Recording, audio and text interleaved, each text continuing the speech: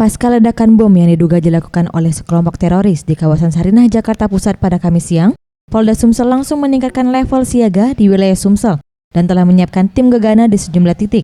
Salah satunya mal yang terletak di kawasan Jalan Letnan Kolonel Iskandar. Wendiansyah, Supervisor Marketing Mall, mengatakan pihaknya telah menyiapkan pengamanan ketat dengan mendapatkan personil tambahan dari Polda Sumsel sebanyak 6 orang. Pengamanan dilakukan mulai dari area parkir hingga area pintu masuk mal, dengan setiap petugas jaga dibekali alat pembaca metal detektor. Meski pengamanan diperketat, pihak mal masih memberikan pelayanan terbaik untuk pengunjung. Di seputar area mal, baik di dalam mal, area parkir, atau mau masuk ke pintu mal, pintu parkir mal. Ada personil lain yang untuk pengamanan? Untuk hari ini ada tambahan dari bantuan jadi Kapolda Sumsel, kita dapat sekitar kurang lebih 6 personil tadi dari kepolisian yang siaga di sini.